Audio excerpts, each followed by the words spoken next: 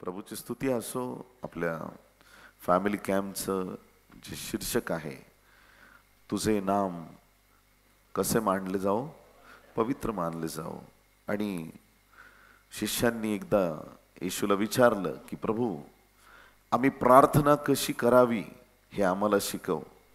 कारण की हे काही याजक नव्हते, हे काही शिष्य जे होते ते काही प्रार्थना करणाऱ्या परिवारातून म्हणा किंवा त्यांचं प्रोफेशन काहीतरी वेगळे होते आणि त्यातून ते आलेले असल्या कारणांनी त्यांना त्या मंदिरातल्या सेवेतला सहभाग त्यांना नव्हता आणि त्यांना ठाऊक नव्हतं की देवाशी कसं बोलायचं, कशा रीतीनं आम्ही प्रार्थना करावी. कारण की येशूची शिकवण ही फार आगळी वेगळी होती. आणि म्हणून एके दिवशी शिष्यांनी प्रभूला प्रश्न विचारला की आम्ही प्रार्थना कशी करावी हे आम्हाला शिकव. लूक याच्या 11व्या अध्यायाच्या 1 ते 4 वचनामध्ये प्रभूने ही प्रार्थना त्यांना शिकवली. आणि जी प्रार्थना आपण प्रभूची प्रार्थना किंवा प्रभूने शिकवलेली प्रार्थना असं आपण त्याला म्हणतो. आणि त्याच प्रकारे मत्तयाच्या पुस्तकात 6व्या अध्यायाच्या 9 ते 13 वचनांमध्ये ही प्रार्थना लिहिलेली आहे किंवा या ठिकाणी नमूद करण्यात आलेली आहे, जी प्रार्थना येशूने आपल्या शिष्यांना शिकवली. किंबहुना रोजच ही प्रार्थना आपण म्हणत असतो सभांमध्ये, प्रार्थनांमध्ये. वाचूया तर मत्तयाचा 6वा अध्याय 9 ते 13 वचन. यास्तव तुम्ही ह्या प्रकारे प्रार्थना करा, हे आमच्या स्वर्गातील पित्या, तुझे नाव पवित्र मानले जाओ, तुझे राज्य येवो, जसे स्वर्गात तसेच पृथ्वीवरही तुझ्या इच्छेप्रमाणे हो.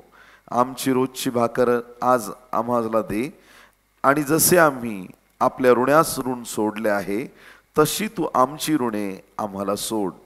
आणि आम्हाला परीक्षेत आणू नकोस, तर आम्हाला वाईटपासून सोडव. कारण की राज्य, सामर्थ्य आणि गौरव ही सर्व काळ तुझीच आहेत. आमेन. हालेलुया.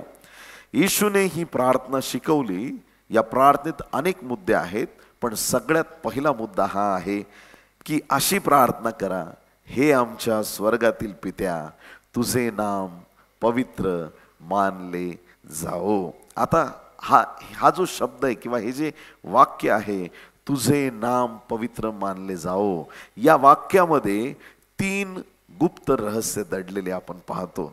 सगळ्यात पहिली गोष्ट, आमच्या देवाला नाव आहे. हालेलुया. जरी तो डोळ्यांनी दिसत नसला, जरी तो आम्हाला डायरेक्ट अशा प्रकारे मानवी देहासारखा तो दिसत नसला, तरी पण तो मूर्त्यांमध्ये किंवा दगडामध्ये किंवा इतर कुठल्याही जे इतर आमचे विधर्मी बंधू बहिणी आहेत, ज्या प्रकारे त्यांच्या देवाची सेवा करतात, तसा आपला जो देव आहे यहोवा परमेश्वर, तो आम्हाला अशा पद्धतीनं दिसत नसला तरी पहिली गोष्ट समजून घ्या की आमच्या देवाला नाव आहे. हालेलुया. दुसरी महत्वाची गोष्ट की नुसतं नाव आहे असं नाही, तर हे नाव पवित्र नाव आहे. हालेलुया. हे नाव पवित्र नाव आहे. अनेक लोकांना नावं आहेत, अनेक ठिकाणांना नावं आहेत, प्रत्येक गावाला नाव आहे, प्रत्येक शहराला नाव आहे, प्रत्येक जिल्ह्याला नाव आहे, तालुक्याला नाव आहे, शहरांना नाव आहे, देशाला नाव आहे, राष्ट्रांना नाव आहे, सगळ्यांना नाव आहेत. परंतु सर्व नावापेक्षा जर पवित्र नाव असेल तर ते आमच्या परमेश्वराचं नाव आहे.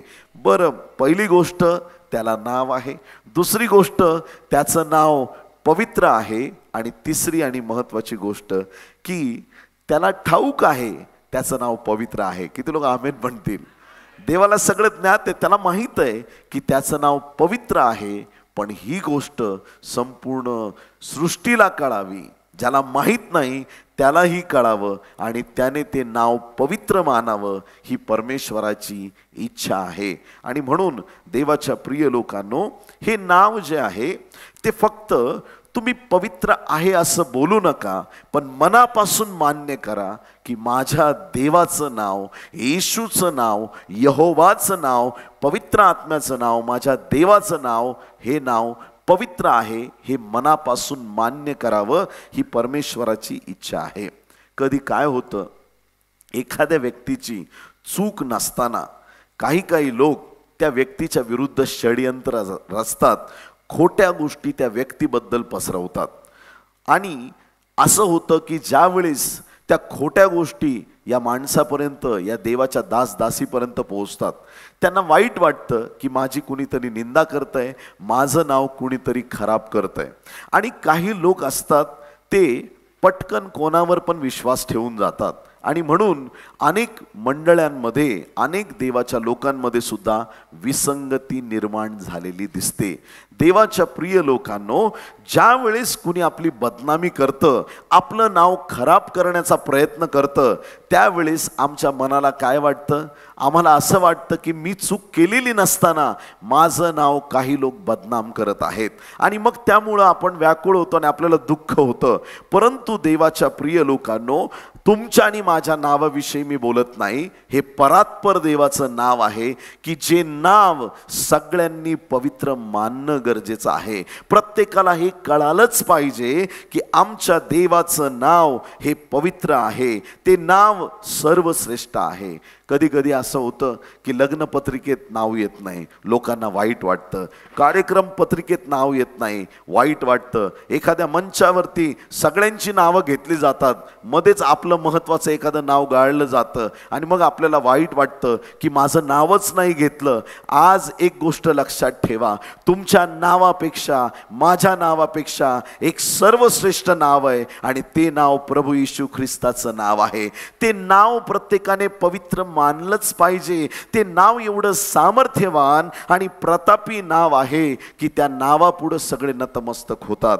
देवाच्या लोकांनो, आमच्या नावाची कुठं पत्रिकेत स्पेलिंग चुकली तर आम्हाला वाईट वाटतं. एखाद्याने आमच्या नावाचं चुकीचं प्रोनाऊन्सिएशन केलं तर आम्हाला थोडंसं वाईट वाटतं. एकदा आम्ही जॉर्डन एक नावाचा देश आहे तिथं गेलो आणि तिथं गेल्या गेल्या त्यांनी लिस्ट बघितली. आमचा पूर्ण ग्रुप गेला होता 50 जणांचा. आणि मग तिथं त्यांनी लिस्ट बघितली आणि मी तिथं त्यांचा एक काय म्हणतात लीडर होतो. आणि मग तिथं त्यांनी विचारलं हु इज कॅम्बल. आता आम्ही सगळी एकमेकांकडे बघायला लागलो. I don't know who is Campbell. त्यांनी कांबळेचं कॅम्बल केलं आणि त्यानंतर काही लोक म्हणले pastor you are Campbell. Hallelujah, बरं झालं कॅमल म्हटले नाही. देवाची स्तुती असो. मलेशियामध्ये एक बहीण आहे, ती नेहमी मला नावाचं पूर्ण तिने बँडच वाजून टाकला. वकास म्हणते ती मला, ब्रदर वकास. आता मी तिला किती वेळा सांगितलं पण ती मला आजपर्यंत वकास म्हणते. मी एक चटर्जी म्हणून आमचे सर होते, त्यांच्याकडे कितीतरी वर्ष काम केलं. काम सोडेपर्यंत ते मला बिकाश म्हणायचे, कारण ते कोलकात्याचे होते. हालेलुया, कैशा है बिकाश. आणि मग मला खूप वाईट वाटायचं, मी बिकाश नाही, मी वकास नाही, मी कॅम्बल नाही, मी विकास कांबळे हो, आहे की नाही. मग आपल्याला थोडंसं दुःख होतं आपलं नाव कुणीतरी चुकीच्या पद्धतीने काढलं तर. हे नाव तर परात्पर परमेश्वराचं नाव आहे, त्याचा रिस्पेक्ट झालाच पाहिजे, त्याचा आदर हा झालाच पाहिजे. ते नाव आम्ही पार आत्मविश्वासाने, अगदी मनोभावे, अगदी मनापासून त्या नावाचा उच्चार केला पाहिजे. नाव म्हणजे काय? नाव म्हणजे ओळख आहे. लोक तुम्हाला तुमच्या नावाने ओळखतात. लोक तुम्हाला तुमच्या नावाने तुम्हाला ओळखतात. एखाद्या व्यक्तीचं नाव तुमच्या डोळ्यासमोर आलं की लगेच त्याचा चेहरा तुमच्या समोर येतो. ते नाव तुम्ही घेतल्याबरोबर तो व्यक्ती तुमच्या डोळ्यासमोर येतो आणि तुम्ही म्हणता मी त्याला ओळखतो किंवा नाही ओळखत. प्रत्येक व्यक्तीची ओळख त्याचं नाव आहे. माझ्या देवा ओळख पण त्याचं नाव आहे. त्याच्या नावात सामर्थ्य आहे. ते नाव प्रतापी नाव आहे, ते सामर्थ्यवान नाव आहे. त्या नावाचा सन्मान हा झालाच पाहिजे. घरात अनेक भांडे असतात आणि अनेक भांडे सोन्याचे, चांदीचे, पितळेचे, कशाचे, ॲल्युमिनियमचे, लोखंडाचे, स्टीलचे, कशाचे, लाकडाचे वेगवेगळे भांडे असतील. पण एक जर तुमच्याकडे भांडं आहे, सोन्याचं भांडं आहे, तुम्ही त्या भांड्याचं मूल्य हे सगळ्यात वेगळं ठरवता.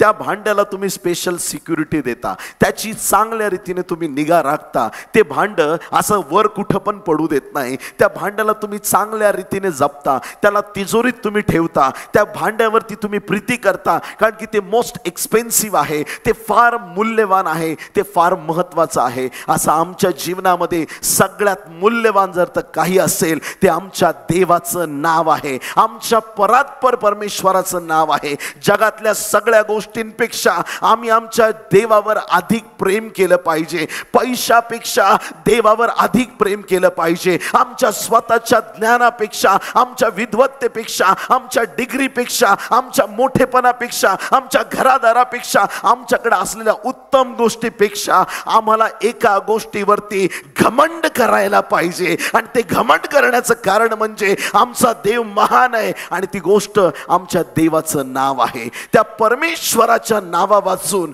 आमच्या जीवनात काही असता कामा नये. एक सर्वश्रेष्ठ गोष्ट देवाने आपल्याला दिलेली आहे, त्याच्या पवित्र नावाला आपण धन्यवाद दिला पाहिजे.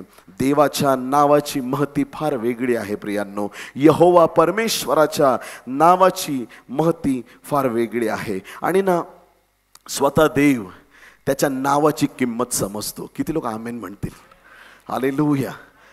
बऱ्याच वेळा ना आपल्याला किंमत कळत नाही स्वतःची, आणि कधी कधी आपण स्वतःला खूप कमी समजायला सुरुवात करतो की म्हणजे मी काही नाही. आणि काही लोकांच्या प्रार्थना पण असतात, देवा मी धूळ आहे. आम्ही कितीतरी वेळा ना स्वतःची किंमत समजत नाही. आम्ही कोण आहोत, आम्ही काय आहोत. आणि प्रार्थनेत पण बऱ्याच वेळा जुन्या करारातले लोक असे म्हणायचे की मी माती आहे, मी धूळ आहे, मी कीटक आहे. पण नवीन करारात कुठंच तुम्हाला हे पाहायला मिळणार नाही. एकदा तुम्ही येशूच्या रक्ताने धुतले गेले, त्या सामर्थ्याने भरले गेले, पवित्र आत्मा प्राप्त झाला, तुमची किंमत, तुमची डिग्निटी वाढली. पौल म्हणत नाही मी धूळ आणि माती आहे, तो म्हणतो की मी सहवारस आहे, मी ख्रिस्ताच्या सोबतीचा आहे, मी त्याचा सेवक आहे. तुमचं स्टँडर्ड वाढलेलं आहे. हालेलुया. कधी कधी ना देवाचे लोक पण, सेवकगण, त्यांना असं वाटतं आम्हाला कुणी बघत नाही, आमची डिग्निटी आम्ही जपली पाहिजे. आम्हाला जे देवाने आशीर्वादित केलंय ना ते आम्ही जपलं पाहिजे, आमचं नाव आम्ही जपलं पाहिजे. आमची साक्ष कधीही कलंकित होता कामा नये. किती लोक आमेन म्हणतील? कधीच आमची साक्ष कलंकित होता कामा नये. जेव्हा लोक तुम्हाला ओळखतात, हा प्रार्थना करणारा आहे, ही प्रार्थना करणारी आहे, ती तुमची साक्ष निरंतर तशीच टिकून राहिली पाहिजे. नाही तर काही लोकांबद्दल असं म्हणतात, हा पूर्वी खूप प्रार्थनेत होता, मग आता काय धाड भरली आहे, आता काय प्रॉब्लेम झालाय? नाही, त्याच्या जीवनात खूप संकट आले. अरे जेव्हा संकट येतात तेव्हा अजून प्रार्थना वाढल्या पाहिजेत. जेव्हा अडचणी येतात तेव्हा अजून स्ट्रॉंग होण्याची गरज असते. आणि त्याच काळात आपण देवाला सोडतो. देवाच्या प्रिय लोकांनो, आमची साक्ष पक्की असली पाहिजे. आम्ही आमच्या साक्षीवरती पूर्ण विश्वास ठेवून त्यात स्थिर राहिलं पाहिजे. मग देव त्याच्या नावाचा महिमा जराही कमी होऊ देत नाही. स्वतःचं नाव सांभाळण्यासाठी तो काहीही करून जातो. किती लोक आमेन म्हणतील? हालेलुया. आता मी तुम्हाला वचनातून सांगणार आहे की देव त्याच्या स्वतः नावाला जपतो. हालेलुया. देवाचे लोक देवाच्या नावाला बट्टा लावतात. आता हे ऐकून कानात कसतरी होतंय, मनात पण कसतरी होते, काय चाललंय पास्टर? पण हे वचनातून सांगणार आहे मी, माझ्या मनचं नाही सांगणार. इथं लिहिलंय ते तुम्हाला सांगतो. पण तरी पण देव त्याचं नाव जे आहे ना, त्या नावाचं स्टँडर्ड नेहमी धरून ठेवतो. त्या नावाचं स्टँडर्ड तो कधी खाली येऊ देत नाही, येऊ देणार नाही. त्याचं नाव जे सर्वश्रेष्ठ आहे ते 1 नंबरवरतीच नेहमी राहणार आहे. हालेलुया. प्रभूची स्तुती. स्तोत्रसंहिता 23 आणि 3, तोंडपाठ आपला 23वा अध्याय स्तोत्राचा. मग 3रं वचन काय सांगतं? तो माझा जीव ताजा तवाना करतो, तो आपल्या नावासाठी. मला कशासाठी? आपल्या नावासाठी, स्वतःच्या नावासाठी. त्याचं नाव श्रेष्ठ राहावं जसं आहे तसं. म्हणून तो काय करतो? तो तुम्हाला आणि मला नीती मार्गाने चालवतो, चांगल्या रस्त्याने तुम्हाला आणि मला चालवतो, योग्य दिशेने तो आम्हाला पुढे वाटचाल करायला लावतो. इस्रायल लोक कसे होते? रानात चुका करायचे. बोले येशू मसीह की हालेलुया. आणि ते चुका करायचे. पण आपण तर पवित्र लोक, आपण चुका करत नाही की नाही? ते चुका करायचे आणि मग असं व्हायचं की देवाच्या मनात यायचं कितीतरी वेळा, ह्यांना इथं रानात सगळ्यांना खलास करून टाकावं आत्ताच्या आत्ता. परमेश्वराने मोशेला पण मारण्याचा प्रयत्न केला. एवढे ते चुका करायचे. आणि देवाच्या प्रिय लोकांनो, पण परमेश्वर आपल्या नावाला सांभाळणारा परमेश्वर आहे. हालेलुया. समजतं तुम्हाला? वाचू आपण. एजकेल 20वा अध्याय 14वं वचन. तथापि ज्या राष्ट्रांसमक्ष मी त्यांना बाहेर आणले, त्यांच्या देखत माझ्या नामाचा अपमान न व्हावा म्हणून माझ्या नामासाठी मी अशी कृती केली. आमेन. देव त्याच्या नावाला जपतो. परमेश्वर, माणूस चुका जरी करत असला तरी परमेश्वर त्याच्या नावाचा महिमा कमी होऊ देत नाही. कितीतरी वेळा मनुष्य अपात्र ठरतो, लायकी नसते, पात्रता नसते, योग्यता नसते की त्या परमेश्वराबरोबर आम्ही चालावं. पण परमेश्वराने जेव्हा ठरवलंय की मी तुम्हाला गुलामगिरीतून काढील आणि दुधामधाच्या प्रदेशात घेऊन जाईल, मी तुम्हाला त्या बाबेलच्या परगण्यातून बाहेर काढील आणि तुम्ही जाऊन मंदिरात माझी सेवा कराल. ज्या ज्या वेळेस देवाने प्रॉमिस दिलेले आहेत, ज्या ज्या वेळेस देवाने त्याच्या लोकांना अभिवचन दिलेत, त्या त्यावेळेस लोक त्या अभिवचनात कमी पडले. देवाच्या प्रिय लोकांनो, पण एकदा देव बोलला म्हणजे तुमचे आशीर्वाद मोकळे झालेले आहेत. तुम्ही अयोग्य अपात्र असलात तरी तो त्याच्या सामर्थ्याने तुम्हाला परत उभं करतो. तुम्ही योग्य नसलात तरी तो तुम्हाला योग्य बनवतो, कारण की तो त्याच्या नावाला सांभाळणारा परमेश्वर आहे.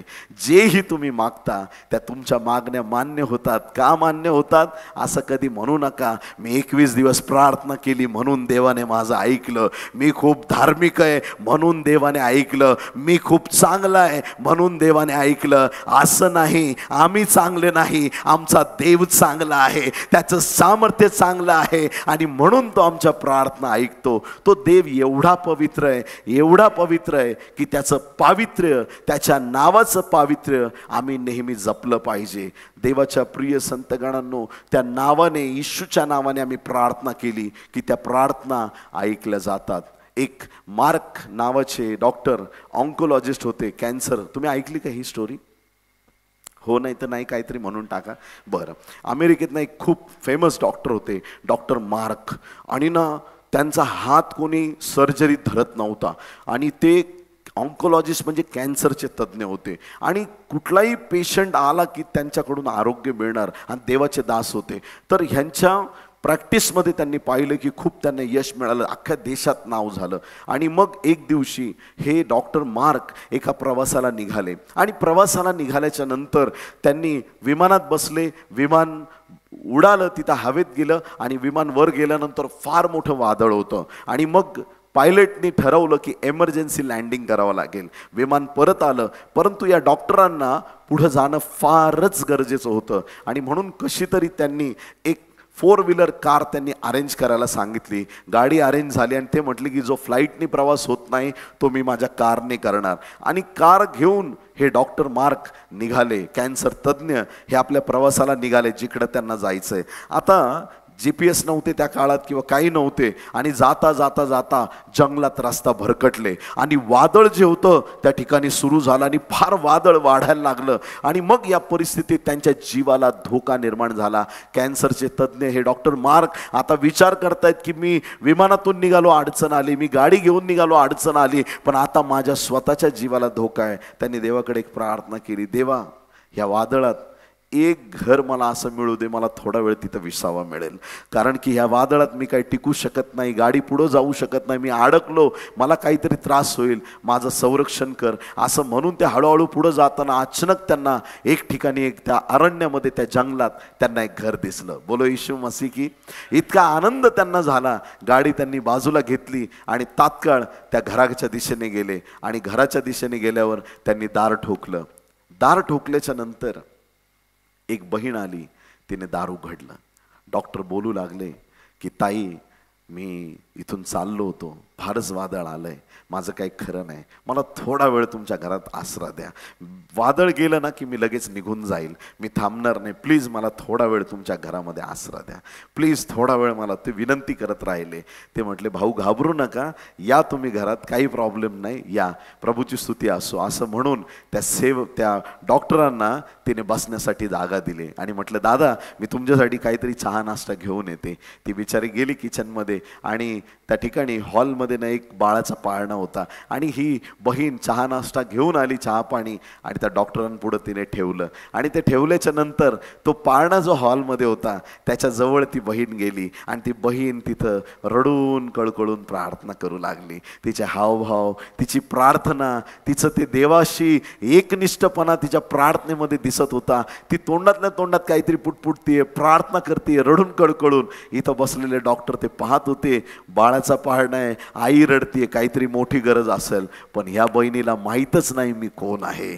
या देशातला सगळ्यात श्रीमंत आणि मोठा डॉक्टर मी आहे. हिची काहीही गरज असो ती मी पूर्ण करण्याची क्षमता माझ्यामध्ये आहे. प्रार्थना होऊ दे. तिला विचारतो की ती काय प्रार्थना करत आहे. आणि देवाच्या प्रिय लोकांनो, त्या डॉक्टरने ठरवलं हिची गरज मी पूर्ण करणार, हिला मी मदत करणार. कारण की या वादळात मी मेलो असतो, या बहिणीने मला सहकार्य केलं. ते बहिणीने प्रार्थना केली. प्रार्थना संपली, डोळे पुसून उठली आणि डॉक्टर तिच्याकडे बघतात. म्हणे, ताई एक विचारू का? देवाशी खूप चांगलं नातं आहे तुमचं, खूप तुम्ही प्रार्थना करत होतात. ती म्हटली, हो, मला देवाशिवाय माझं कुणी नाही, मी देवाकडे प्रार्थना करते. तर त्या डॉक्टरने तिला विचारलं की ताई, मला प्लीज तुम्ही एक गोष्ट सांगा, वाईट वाटून घेऊ नका, पण वैयक्तिक गोष्ट आहे की तुम्ही काय प्रार्थना करत होतात ते मला सांगा. कारण डॉक्टरच्या मनात काय आहे? मदत करायची. ताई प्लीज सांगता का की तुम्ही काय प्रार्थना करत होतात यावेळेस? त्या बहिणीने सांगितलं की ऐका भाऊ, जसा माझ्या बाळाचा जन्मापासून माझ्या बाळाला कॅन्सर आहे आणि सगळ्या गावच्या लोकांनी मला सांगितलं या देशात एकच माणूस तुझ्या बाळाला बरं करू शकतो, त्याचं नाव डॉक्टर मार्क असं आहे. मी एवढी धनवान नाही की मी त्याच्याकडे जाऊ शकते, पण मी प्रार्थना करते की माझ्या बाळाला त्या डॉक्टरकडे घेऊन जाता येऊ दे. मी देवाकडे हीच विनंती करते की माझ्या बाळाला घेऊन त्या डॉक्टर मार्कपर्यंत कसंही मला पोचव, माझ्या बाळाला बरं कर. तो डॉक्टर रडायला लागला. तो डॉक्टर म्हटला, तुझा देव खरा आहे, तुझ्या देवाने तुला डॉक्टरकडे नाही पण डॉक्टरला तुझ्या घरी पाठवला आहे. हा परमेश्वर जिवंत देव आहे, तो प्रार्थना ऐकणारा परमेश्वर आहे. देवाच्या प्रिय लोकांना त्या डॉक्टरला आठवायला लागलं, विमानात बसलो कसा, वादळ कसं आलं, गाडी कशी घेतली, किती कष्ट केले, अरण्यात गेलो, रस्ता चुकलो, परत वादळ, कसा मी इथं पोहोचलो. त्या डॉक्टरला सगळं आठवलं आणि त्या डॉक्टरला कळालं की ह्या देवाला ज्या ट्रॅकवरती न्यायचंय तो बरोबर आपल्याला घेऊन जातो. प्रियांनो, हालेलुया. तो परिस्थिती निर्माण करतो, पण जर त्याने ठरवलं एखाद्याची मदत करायची, एखाद्याची प्रार्थना ऐकायची, जगाची तो उलथा पालत करून टाकेल, पण तुमच्या प्रार्थनेचं तो उत्तर दिल्याशिवाय राहणार नाही. हा देव आमचा आहे, जो त्याचं नाव पवित्र मानतो आणि जो त्याच्याकडे प्रार्थना करतो. देवाच्या प्रिय लोकांनो, तो गरीब कंगाल देव नाही, तो श्रीमंत महान सामर्थ्यवान देव आहे. तो तुमच्या माझ्या प्रार्थना ऐकणारा देव आहे. या लोकांनी चुका केल्या, इस्रायल लोकांनी अनेकशा चुका केल्या आणि परमेश्वराला वाटायचं की यांना मारून टाकावं, पण बायबल सांगतं माझ्या नावास्तव मी त्यांना राखलं, मी त्यांना सांभाळलं. राष्ट्र काय म्हणतील, अरे या यहोवाने त्यांना बाहेर बोलवलं आणि बघ मारून टाकलं. असं होऊ नये. स्वतःच्या नावाची महिमा, ती डिग्निटी, ते कधीच खराब देवाने होऊ दिलं नाही. लोक वाईट वागले पण देव चांगलं वागत राहिला. लोक चुकीचं वागले पण देवाने चांगुल पण सोडलं नाही. लोक निर्लज्ज आणि नालायक झाले परंतु देवाने त्याचं सामर्थ्य कधी टाकून दिलं नाही.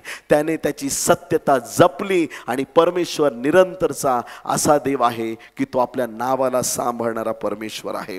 यशाया 48 आणि याचं 9वं वचन, यशाया 48 आणि 9, माझ्या नामाप्रित्यर्थ मी आपला क्रोध लांबणीवर टाकला, तुझा उच्छेद करू नये म्हणून माझ्या प्रशंसेप्रित्यर्थ मी स्वतःला आवरले. तू चुका केल्यास पण माझा क्रोध मी लांबणीवर टाकला, पुढं ढकलला क्रोध, पोस्टपोन करून टाकला क्रोध, ढकलून टाकला पुढं. तो क्रोध जो मला आला होता तो दूर केला. का? माझं नाव मला जपणं गरजेचं आहे. परमेश्वर आपल्या स्वतःच्या नावाला जपणारा परमेश्वर आहे. परमेश्वर असा नाही की त्याच्या नावाकडे तो दुर्लक्ष करेल. देवाच्या प्रिय लोकांनो, आज देवाच्या लोकांनी, मंडळीमध्ये आपण सर्वांनी देवाचं नाव पवित्र मानणं गरजेचं आहे. फार महत्त्वाची गोष्ट आहे. बऱ्याच वेळा फक्त नामधारी होऊन आपण राहतो, फक्त चर्चला जाणं आणि फक्त मेंबरशिप टिकवणं. आणि मग काही लोकांना आशा असते, अरे बाबा तुझं लग्न जवळ आले, लवकर चर्चला यायला सुरुवात कर, नाही तर पाळक तुझं लग्न नाही लावणार. फक्त लग्नासाठी, बड्डेसाठी, आणि शेवटी ते खड्ड्यात टाकतात. त्याला काय बोलतात? प्रेतक्रिया विधीसाठी फक्त त्याच्यापुरतं चर्च आम्हाला पाहिजे, फक्त विधी सगळे कार्यक्रम वेळच्या वेळी झाले पाहिजेत, यासाठी का प्रभूने मंडळीची स्थापना केली होती? तुम्हाला दफन करण्यासाठी नाही. तुम्हाला लोक दफन करतील पण तुम्हाला बाहेर काढण्यासाठी प्रभूने योजना केलेली आहे. देवाच्या प्रिय लोकांनो, आमचा देवाच्या राज्यात सक्रिय सहभाग पाहिजे. आम्ही देवाचं स्थान कोणालाही आमच्या जीवनात देऊ नये, ही परमेश्वराची इच्छा आहे. तरुण व्यक्ती येशूकडे आला, सार्वकालिक जीवन प्राप्त व्हावं म्हणून काय करावं प्रभू सांग मला. प्रभूने त्याला अनेक गोष्टी सांगितल्या, हे कर ते कर, अमुक कर धमुक कर, सगळं सांगितलं.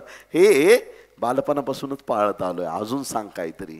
प्रभूने म्हटलं, जे असेल नसेल ते गोरगरिबात वाट आणि चल माझ्या मागे ये. जर त्या दिवशी त्या तरुणाने खरंच सगळी संपत्ती त्यागली असती तर आमच्या बायबलमध्ये येशूला 12 नाही 13 शिष्य झाले असते.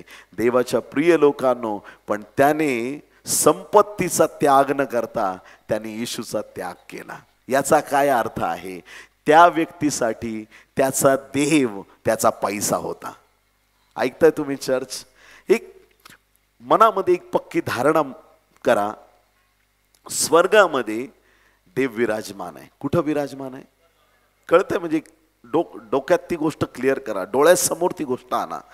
एक अत्यंत उंच ठिकाण जिथं स्वर्गात देव त्याच्या राजासनावर विराजमान आहे. स्वर्गामध्ये असं होत नाही कोणी पाठ करून उभं आहे, तिकडे देव बसलाय आणि गप्पा मारतायत गॅब्रियल आणि मिखायल. काय रे बाबा आता काय करायचं, मी चाललोय लढायला, आता तू काय करतो, आता असं का तसं का. त्यांचं लक्ष एकमेकांकडे नाही, त्यांचं लक्ष त्यांचं केंद्रस्थान त्या राजासनावर बसलेलं आहे. कळतं तुम्हाला? त्यांचं लक्ष, त्या 24 वडिलांचं लक्ष त्या पित्याकडं आहे. हालेलुया. देवाकडं ते 24 वडील पाहतात, ज्यांच्या अंगभर डोळे आहेत. त्यांचा एक डोळा इकडं दुसरा डोळा तिकडं नाही. ते नगर भिंगार करत नाहीत. हालेलुया. अंधेरी कुरला नाही, इकडं एक लक्ष तिकडं एक लक्ष. त्यांचे डोळे रात्रंदिवस देवाला पाहत राहतात. हालेलुया. त्यांचं लक्ष देवाकडे. हे लाखो करोडो दिव्यदूत रात्रंदिवस देवाला पाहतात आणि ते नुसतं पाहत नाहीत तर ते रात्रंदिवस देवाला पवित्र पवित्र म्हणतात. हालेलुया. यशाया 6 अध्याय 1 ते 3 वचनं. उज्जिया राजा मरण पावला त्या वर्षी प्रभूला उच्चस्थळी असलेल्या उच्च सिंहासनावर बसलेले मी पाहिले.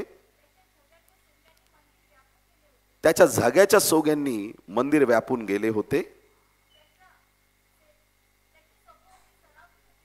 हो, त्याच्या सभोवती सराफीम उभे होते. त्या प्रत्येकांना किती पंख होते? 6 पंख होते. आहा, पहिलं काय? दोहोंनी तो आपले तोंड झाकी, दोहोंनी पाय झाकी, दोन्ही उडे. बघा किती सुंदर. बघा हे सराफीम. ऐकता इकडे इकडे बघा एक मिनिट, सगळे लक्ष द्या. किती पंख आहेत सराफ दूतांना? 6 पंख आहेत. 2 पंखांनी तोंड झाकतात, 2 पंखांनी तोंड झाकतात, 2 पंखांनी पाय झाकतात आणि 2 पंखांनी उडतात. काय त्याचं रहस्य आहे? की त्यांची इच्छा आहे की लोकांनी त्यांच्या तोंडाकडे पाहू नये, त्यांना पाहायचं, त्यांनी पित्याकडे पाहावं. हालेलुया.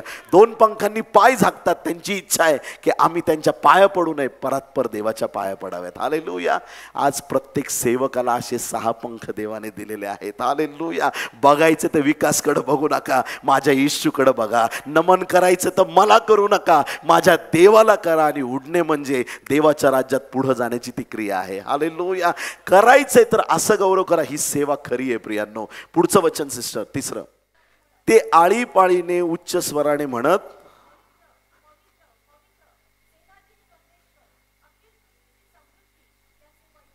आमेन. हालेलुया.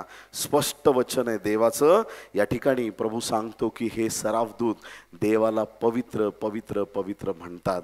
आणि देवाच्या प्रिय लोकांनो, हे देवाचं सामर्थ्य किंवा ही देवाची कृपा, ही देवाची कीर्ती आपल्याला प्रकटीकरण 4:8 मध्ये पण पाहायला मिळते. अंगभर डोळे असलेले प्राणी देवाला पवित्र पवित्र पवित्र म्हणतात. देवाच्या प्रिय संतगणांनो, वाचूया का आपण प्रकटीकरण 4:8? त्या 4ही प्राण्यांना प्रत्येकी 6 पंख असून ते प्राणी आतून बाहेरून सर्वांगी डोळ्यांनी भरलेले होते आणि पवित्र पवित्र पवित्र, सगळ्यांनी म्हणा पवित्र पवित्र पवित्र. हालेलुया. आणि काय आहे ना, पवित्र पवित्र पवित्र, जो होता, जो आहे व जो येणार तो सर्व समर्थ प्रभुदेव असे ते रात्रंदिवस म्हणतात. ते कधीच थांबत नाहीत, कधीच थांबत नाहीत. ते पवित्र म्हणतात. स्वर्ग देवाला काय म्हणतो? पवित्र म्हणतो. ते कधीच थांबत नाहीत. आता कसं असतं की एखाद्याचं स्वागत केलं. काल माझं स्वागत केलं होते तुम्ही? काही लोकांनी टाळ्या नाही वाजवल्या, आम्ही बघितलंय. आमचे कॅमेरे त्याच्यासाठी लावलेले आहेत. तुम्ही आनंदी आहेत सगळे? आज नाही शाल दिली मला. समजून घ्या मला काय म्हणायचंय. एकदा सत्कार झाला, पुष्कळ झाला. या कॉन्फरन्समध्ये त्याच्या तो पण नसता केला तर चाललं असतं, कारण आम्ही शून्यवत आहे. आमचा देव महान आहे. हालेलुया. आमचा सत्कार किंवा आमचा सन्मान एकदा केलं तरी ठीक आहे, भरपूर झालं. पण देवाचा सन्मान केला, त्याला शाल दिली, असं वाटतं की परत एकदा द्यावा लागेल, कारण हा खूप जबरदस्त आहे. हालेलुया. त्या देवदूतांना प्रत्येक क्षणी वाटतं की हा पवित्र आहे, हा एवढा पवित्र आहे, सन्मान करा. अरे बापरे, नाही त्याच्या पण अजून पुढे पवित्र आहे, अजून सन्मान करा. अरे बापरे, हा त्याच्यापेक्षा पवित्र आहे, अरे अजून सन्मान करा. त्याचं सामर्थ्य वाखाणण्यासाठी त्यांना ती वेळ कमी पडते का त्यांना पूर्ण रात्रंदिवस त्याला पवित्र म्हणावं लागतं. हा देव जो स्वर्गात विराजमान आहे, ऐकताय सगळे? अख्खा स्वर्ग त्याला काय म्हणतो? पवित्र पवित्र पवित्र. कधीच थांबत नाही, सगळे त्याला पवित्र म्हणतात. हा देव आत्म्याच्या स्वरूपात तुमच्या अंतःकरणात, तुमच्या जीवनात तो आहे. हालेलुया. तिकडं त्याला राजासन आहे, इथं त्याला प्लॅस्टिकच्या स्टूलवर बसवू नका. इथं घराच्या कोपऱ्यात त्याला बसवू नका. कळतंय का नाही कळतंय? त्याचा सन्मान जसा तिथं होतोय, जसे स्वर्गात तसे पृथ्वीवर. जसं तिथं त्याला पवित्र म्हणतात, सगळे त्याला लोटांगण घेतात, तसं इथं पृथ्वीवरती आम्ही त्याचा सन्मान केला पाहिजे. सगळ्यात मोठं सिंहासन जर आपल्या जीवनात कोणाला द्यायचं असेल, बायकोला नवऱ्याला देऊ नका. हालेलुया. आता तूच माझ्या जीवनाची राणी. खूप कठीण प्रश्न येते, अवघड प्रश्न येते. लग्न जुळेपर्यंत, लग्न होईपर्यंत एकदा वरमाला घातली का त्याला वाटलं आता संपलं सगळं, आली ताब्यात, विषय संपला, कामाला मोलकरीण मिळाली. विचार बदलतो माणसाचा.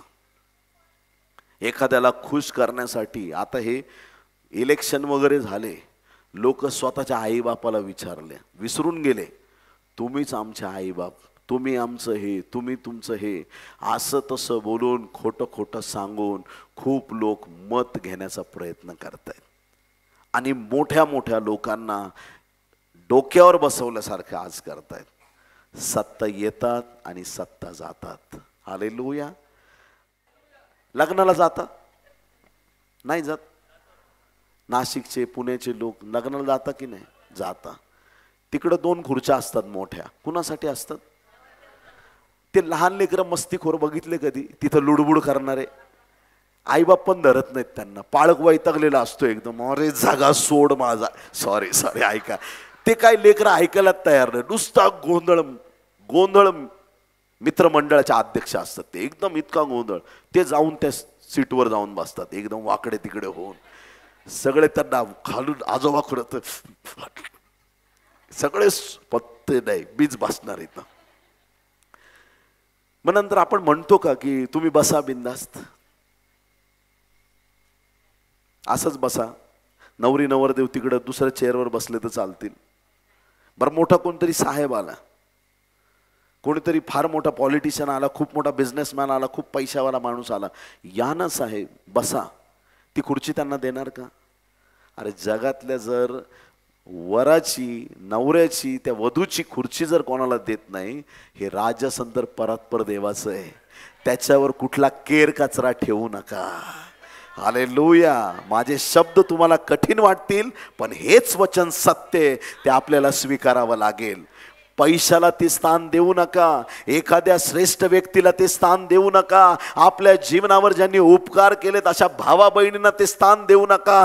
ते स्थान माझ्या देवाचं आहे आणि ते स्थान देवालाच दिलं पाहिजे. ते परमेश्वराची जागा आहे, ती जागा दुसऱ्या कोणाला घेऊ देऊ नका.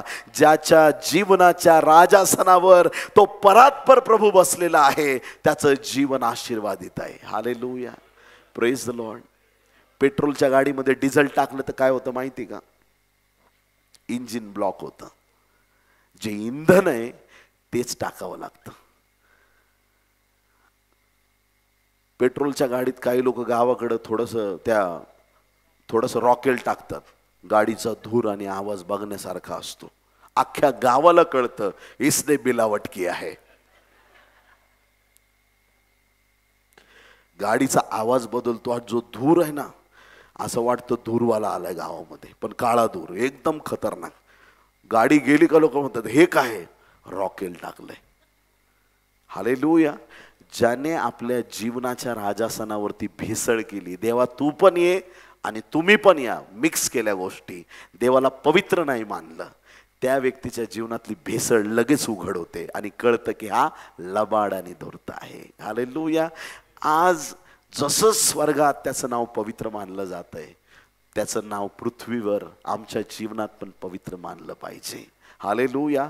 देवाचा दर्जा कोणालाही देता कामा नये.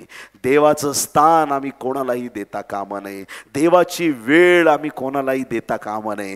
देवाचा पैसा आम्ही कोणालाही देता कामा नये. देवासाठी ठेवलेली गोष्ट देवा व्यतिरिक्त आम्ही कोणालाही देता कामा नये. आमेन म्हणाल का? बैल आपल्या मालकाला ओळखतो, बायबलमध्ये लिहिलंय. वाचायचं का? वाचाय. यशाया 1 अध्याय 3 वचन. बैल आपल्या धन्याला ओळखतो, गाढव आपल्या मालकाचे ठाण ओळखतो. बैलाला समजतंय मालक कोण आहे, गाढवाला समजतंय मालकाचं ठाण कोणतं आहे, पण इस्रायल ओळखत नाही. माझे लोक विचार करीत नाहीत. म्हणजे इथं बैलाला आणि गाढवांना कळायला लागलंय, पण माणसांना कळेना असं देवाला सांगायचंय. बैलाला बरोबर कळतंय मालक कोण आहे. बऱ्याच वेळा गावाकडे गेलं तर एखादा शेतकरी सांगतो तुम्हाला, जवळ जाऊ नका, शिंगावर घेईन डायरेक्ट, थोडं लांब थांबा. एखाद्या सिटीमध्ये एखाद्या बंगल्याच्या बाहेर लिहिलेलं असतं कुत्र्यापासून, पण गावाकडं कशापासून? बैलापासून. जरा तिखट स्वभावाचा बैल, थोडं लांब राहा, जवळ जाऊ नका, लांब राहा. आणि एखादा पाहुणा चुकून गेला तर तो चुकून गेला, संपला विषय. विषय संपला, त्याचा काही गरज नाही, आता राहिलंच नाही काय. जसं त्या शेतकऱ्याला तो बैल ओळखतो, मालक आला पाणी द्यायला, चारा द्यायला, बैल त्याला काही करत नाही, तो बैल मालकाला ओळखतो. पण देवाचे लोक देवाला ओळखत नाहीत. हे देवाचं पवित्र वचन आहे.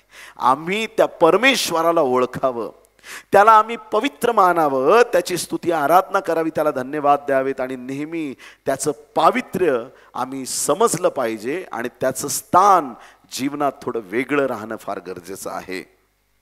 बऱ्याच वेळा काय होतं की अनेक असे संदेश आपण ऐकतो की त्या संदेशाचा काही लोक विपर्यास करतात. कसा ते मी तुम्हाला सांगतो. जुन्या करारात कसं होतं की सगळे दासदासी होते, त्यांच्याकडं कोकऱ्याचं, बकऱ्याचं, जनावरांचं रक्त होतं. मग नवीन करारातल्या लोकांना ज्या वेळेस येशूचं रक्त मिळालं, पवित्र स्थानातला पडदा फाटून गेला आणि परमेश्वर आणि मंडळी एक झाले. आहे की नाही? खूप ग्रेट गोष्ट आहे. परमेश्वराबरोबर आम्ही जुडलो गेलो. आणि जेव्हा आम्ही कृपेच्या आसनाजवळ येतो, जुन्या करारात कसं होतं, लोक थरथरत जायचे तिथं. आज मी मरतोय का काय, मी सकाळीच बायकोशी भांडून आलोय, अरे बापरे आता काय होतंय माहीत नाही, मी चाललोय, आता मी मेलो तर मला ओढून काढा बरं का बाहेर, पण आता सेवा तर करायची आहे. घाबरत घाबरत त्या कृपेच्या आसनाजवळ जायचे. नवीन करारात इब्री 4:16, हिब्रू चॅप्टर 4 वर्स 16, इब्री 4:16, तर मग आपल्यावर दया व्हावी आणि ऐनवेळी सहाय्यासाठी कृपा मिळावी, म्हणून आपण धैर्याने कृपेच्या राजासनाजवळ जाऊ. आमेन. आता एक बऱ्याच वेळा अशी गोष्ट मला निदर्शनात आली, कदाचित आपल्या आली का नाही बघा. देवाच्या आपण जवळ आलोय, धैर्याने आपण प्रार्थनेत येऊ शकतो, याच्यात तीळ मात्र शंका नाही. वचनच आहे ते. एकदम बोल्डनेस घेऊन आपण देवाकडे येऊ शकतो की प्रभू मी तुझ्या जवळ आलोय, तू माझा मित्र आहेस, मी तुझा मित्र आहे, मी तुझा लेकरू आहे, तू माझा बाप आहेस. एकदम प्रेमाने धैर्याने देवाजवळ आपण येऊ शकतो. पण कधी कधी काही लोक या नात्याचा गैरफायदा घेतात. जरी तो तुमचा बाप आहे पण त्यावेळेस विसरू नका की तो तुमचा देव पण आहे. कळालं तुम्हाला? तो रिस्पेक्ट कालांतराने तुम्ही कमी करता आणि मग कुठेही कसंही वागता. आणि त्याच्यामुळे मेन लाईन चर्चेसमध्ये बऱ्याच वेळा अशा प्रकारच्या सेवकांना तिरस्कार केला जातो, तुम्ही येऊ नका आमच्याकडं, त्यांना तो सन्मान मिळत नाही. मग ज्या वेळेस आम्ही कृपेच्या आसनाकडं धैर्याने येतो, पण त्यावेळेस हे लक्षात ठेवायचंय, बापाला मिठी मारायला चाललोय पण हा बाप देव आहे माझा. हालेलुया. कधीच चुका न करणारा, पवित्र राहणारा, अभिषिक्त, सामर्थ्यवान हा महान प्रतापी देव आहे. कचऱ्यात पडलो होतो मी, अनाथ होतो, घाणीत पडलो होतो, ज्यांची नावं घेतली एकही नाही आला वाचवायला, पण माझा प्रभू आला. त्याने कंगालांना धुळीतून उठवलं आहे, अधिपतींच्या बरोबर नेऊन बसवलं आहे. मी आता त्याचा दत्तक पुत्र आहे, मी त्याची दत्तक कन्या आहे. माझी लायकी नव्हती. मग ज्यावेळेस त्याच्याबरोबर तुम्ही उभे राहाल त्यावेळेस लक्षात ठेवायचं, कधीही विसरू नका, मी कचऱ्यात होतो पण आज इथं आहे माझ्या प्रभूमुळे. तो सन्मान द्यायचं कधीही कमी करू नका. हालेलुया. आमच्या प्रार्थनेत हे शब्द आम्ही नेहमी वापरले पाहिजेत. देवा तू पवित्र आहेस, तुझ्यासारखा पवित्र कुणीच नाही. हालेलुया. बोलो येशू मसीह की. देवाला हलक्यात घेऊ नका, सहजतेने प्रार्थना करू नका, देवाला सहज बोलू नका. देव हा महान सामर्थ्यवान पवित्र देव आहे आणि म्हणून मंडळीने त्याचं नाव पवित्र मानलं पाहिजे. एवढंच नाही तर जेवढे जगात लोक आहेत त्यांनी पण त्याचं नाव पवित्र मानलं पाहिजे. हालेलुया. Praise the Lord. जे लोक म्हणतात की सूर्य आम्हाला प्रकाश देतो, प्रभूची स्तुती असो, सूर्याचा प्रकाश दिवसभर आपल्याला गरजेचाच असतो. काही लोक म्हणतील आम्हाला सूर्याची गरज नाही, पण त्यांना पण मान्य करावं लागेल की सूर्य सगळ्या जगाला प्रकाश देणारा आहे. हालेलुया. तसंच हा सूर्य नाही, हा पहाटेचा तेजस्वी तारा आमचा येशू ख्रिस्त आहे, ज्याच्या प्रकाशाने सगळी धरती उजळून गेलेली आहे. येशू ख्रिस्त हा ख्रिश्चन लोकांचाच देव नाही, हा संपूर्ण विश्वाचा देव आहे. आणि म्हणून प्रत्येक गुडघा टेकला जाणार आहे प्रियांनो, प्रत्येक जीभ कबूल करणार आहे, प्रत्येक व्यक्ती कबूल करणार आहे, येशू ख्रिस्त हाच देव आहे, हा प्रभू आहे, हा राजांचा राजा आहे, हा देवाचा पुत्र आहे. आमेन. एहेजकेल 36 आणि त्यातील 23 वचन. तुम्ही माझ्या थोर नामास राष्ट्रांसमोर बट्टा लावल्यामुळे. काय लावलाय? देवाच्या नावाला बट्टा लावणे म्हणजे काय? कलंक लावणे. कलंक देवाच्या नावाला कसा लागतो तो? जेव्हा देवाचं नाव घेऊन काहीतरी खोटं बोलतो ना माणूस, त्यावेळेस तो कलंक लागतो. देव खरा आहे, जिवंत देव आहे. आपल्या स्वार्थासाठी कधी कधी लोक बोलतात देवाने मला दाखवलं की ज्या देवाने तुम्हाला बोलायला तोंड दिलं ना तो बोलतो, पण जोपर्यंत तो बोलत नाही ना तुम्ही शांत राहा. हालेलुया. Praise the Lord. आणि त्याला जसं बोलायचं तसं बोलू द्या. कधी भविष्यवाणीद्वारे बोलेल, कधी स्वप्न दृष्टांताद्वारे, त्याला जसं बोलायचंय वचनातून कसं बोलायचं त्याला बोलू द्या. देव किती प्रकारे बोलतो? 7 प्रकारे. किती प्रकारे? 7 प्रकारे. पटकन लिहून घ्या, लक्षात ठेवा, काय करायचंय करा पण विसरू नका. देव 7 प्रकारे बोलतो. आता तुम्हाला याच्यावर उत्खनन करायचं नंतर जाऊन, हा एक फार मोठा 2-4 तास चालेल असा विषय, पण तुम्ही जाऊन त्याच्यावर अभ्यास करा. 7 प्रकारे देव कसा बोलतो. पहिला प्रकार, देव स्वतः बोलतो. पहिला प्रकार, देव स्वतः बोलतो. दुसरा प्रकार, देव त्याच्या पुत्राद्वारे अर्थात येशूच्या द्वारे बोलतो. देव स्वतः बोलतो. दुसरा प्रकार देव येशूच्या द्वारे बोलतो. तिसरा प्रकार देव पवित्र आत्म्याच्या द्वारे बोलतो.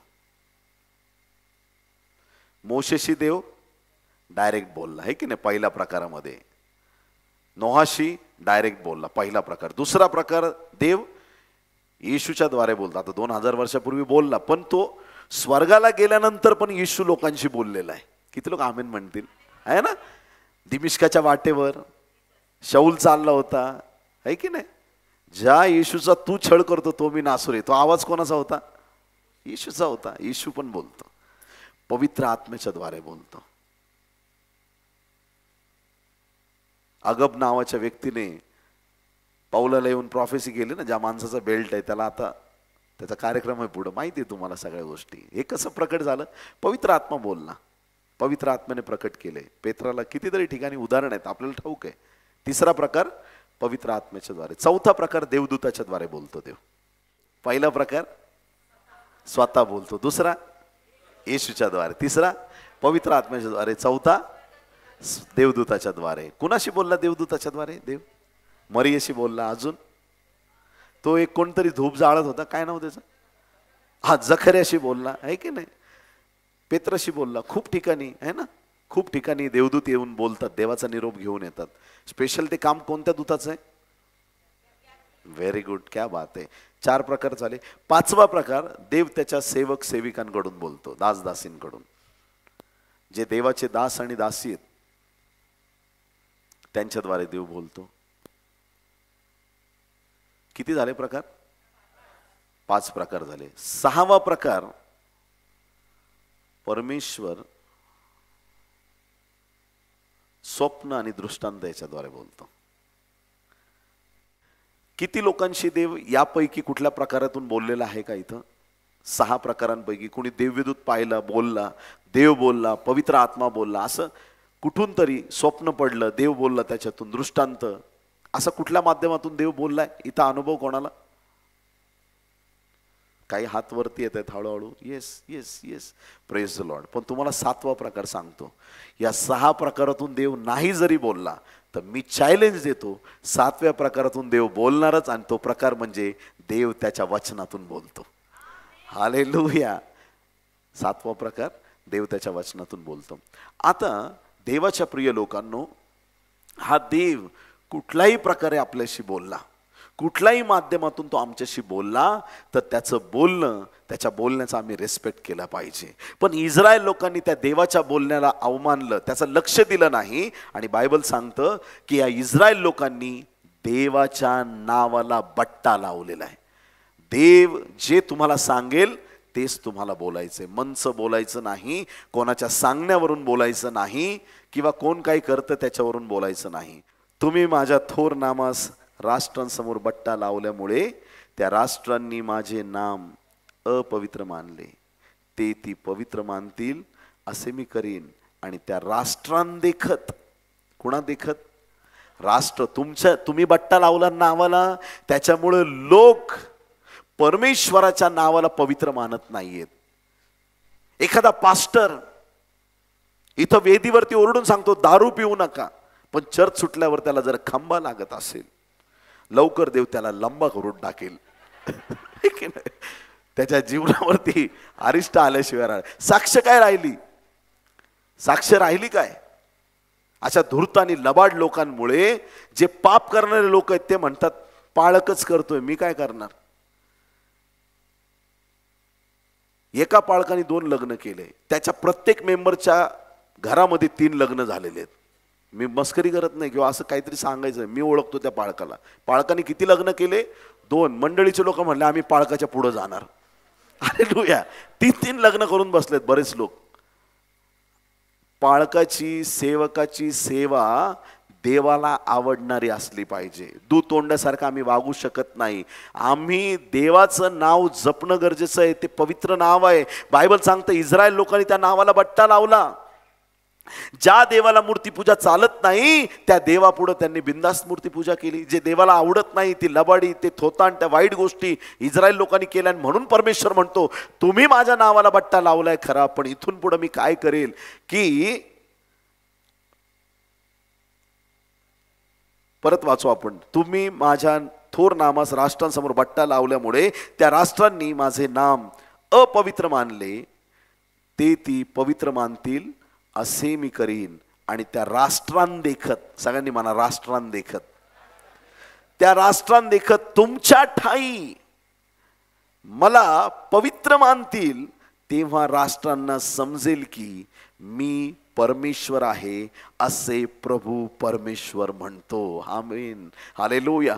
तुमच्या ठाई परमेश्वराचं नाव मी पवित्र करणार, देव सांगत आहे. ते देवाचं नाव आपल्या ठाई असं पवित्र करेल की सगळ्या राष्ट्रांना कळेल की हा यांचा देव परमेश्वर आहे. हालेलुया. राष्ट्र त्याचं नाव पवित्र मानतील अशी तो योजना करणार, असं या ठिकाणी बायबलमध्ये लिहिलेलं आहे. देवाच्या प्रिय संतगणांनो, आज आमच्या जीवनामध्ये अनेक गोष्टी आहेत. एकापेक्षा एक गोष्ट वरचढ असते, पण सगळ्यात वरचढ असेल तर तो आमचा परमेश्वर आहे. आमच्या देवा एवढं मोठं कोणीच नाही. किती लोक आमेन म्हणतील? आमच्या देवा एवढं महान कोणीच नाही. हालेलुया. या आपले डोळे बंद करूया, प्रार्थना करूया. प्रियांनो, धन्यवाद, धन्यवाद, धन्यवाद ईश. Thank you Jesus. प्रेमळ स्वर्गीय देवा, येशूच्या नावात आम्ही तुझ्या चरणाशी येतो. तुला उंचवितो, तुला स्तवितो, तुला मान सन्मान आणि गौरव देतो. तुझी स्तुती प्रशंसा करतो. तुझे नाम पवित्र मानले जावो. या वाक्याने प्रभू परमेश्वरा तू शिकवलेल्या प्रार्थनेची सुरुवात होते. आमच्या जीवनाची सुरुवात, आमच्या आशीर्वादांची सुरुवात जेव्हा आम्ही तुला पवित्र मानतो तेव्हा ती होते. तुला मानणं फार गरजेचं आहे प्रभू. सत्य ओळखणं फार गरजेचं आहे. आज प्रभू परमेश्वरा तुला आम्ही धन्यवाद देतो. फिलिपी 2 प्रमाणे आम्ही डिक्लेअर करतो की येशूचं नाव सर्व नावापेक्षा उंच नाव आहे. ते नाव सर्वश्रेष्ठ आहे. आमचा देव महान प्रतापी आहे. आमचा येशू तारणारा आहे. येशू आमचा मुक्तिदाता आहे. येशू आमच्यासाठी जीवनाची भाकर आहे. येशू ख्रिस्त आमचा प्रभू आहे. तो आमचा निर्माण करता आहे. तुझं नाव देवाचा पुत्र आहे येशू राजा. तुझं नाव देवाचा एकुलता एक पुत्र आहे. तुझं नाव परमप्रिय पुत्र आहे. तू इस्रायलाचा पवित्र प्रभू आहेस. तू अद्भुत मंत्री, समर्थ देव, सनातन पिता, शांतीचा अधिपती आहेस. तू राजांचा राजा आहेस. तू मंडळीचं मस्तक आहेस. तू सर्व समर्थ आहेस. तूच अल्फा, तूच ओमेगा आहेस. तू आमचा मालक आहेस. तू यहुद्यांचा राजा आहेस. तू मुख्य याजक आहेस. तू संदेष्टा आहेस. तू शिक्षक आहेस. तू इम्मानुएल आहेस. आम्हाला पित्याबरोबर जोडणारा तू वकील आहेस. तू आमचा मध्यस्थ आहेस. तू जगाचा न्यायाधीश आहेस. तू मुख्य कोनशिला आहेस. तू लेखक आहेस बायबलचा. आमचा विश्वास पूर्ण करणारा तू आहेस. देवाचा कोंकरा तू आहेस. उत्तम मेंढपाळ तू आहेस. जीवाचा मेंढपाळ आणि संरक्षक तू आहेस. देवाचा शब्द तू आहेस. जीवनी पाण्याचा झरा तू आहेस. आमचा खडक तू आहेस. आमचा मसीहा तू आहेस. खरा द्राक्षवेल तू आहेस. मंडळीचा वर तू आहेस. मेंढरांचं दार तू आहेस. आमची पहाड तू आहेस. आमचं शिलोह तळ तू आहेस. यहुदा वंशाचा सिंह तू आहेस. पित्याबरोबर आम्हाला जोडणारा तू आहेस. पहाटेचा तेजस्वी तारा तू आहेस. अदृश्य देवाचं प्रतिरूप येशू तू आहेस. मी आहे म्हणणारा तू आमचा परात्पर देव आहेस. मनुष्याचा पुत्र तू आहेस. सुताराचा मुलगा होऊन आलेला तू आहेस. मार्ग, सत्य आणि जीवन तू आहेस. इस्रायलाचा राजा तू आहेस. आमचा ख्रिस्त, आमचा मसीहा तू आहेस. जगाचा प्रकाश तू आहेस. जर तू आहेस, आम्हाला कुठल्या गोष्टीची कमी नाही प्रभू. जर तू आहेस तर अजून आम्हाला कोणाची उद्धारासाठी गरज नाही. आम्हाला एकच नाव तारणासाठी देण्यात आलं आणि ते नाव येशू तुझं नाव आहे. परात्पर देवा, आज आम्ही सर्वजण मिळून तुला धन्यवाद देतो. तुझ्यासारखं मोठं नाव कुणाचं नाही. तुझ्यासारखं सामर्थ्यवान नाव कुणाचं नाही. तुझ्यासारखं नाव कोणाचं नाही जे बंधनातून सोडवतं, पापातून, शापातून, अडखळणातून सोडवतं. जे नाव सर्व नावापेक्षा श्रेष्ठ नाव आहे, त्या पवित्र देवा, पवित्र येशू, पवित्र आत्मा, तुझ्या नावाला आम्ही पवित्र मानतो आणि प्रभू तुझा गौरव आम्ही करतो. धन्यवाद प्रभू, तू उतरून आलास आणि आमची भेट घेतलीस. ही सर्व प्रार्थना उद्धारक येशू याच्या गोड, पवित्र आणि सर्वोच्च नावात मागतो म्हणून पित्या ऐक. आमेन, आमेन. टाळ्या वाजून देवाला धन्यवाद देऊया.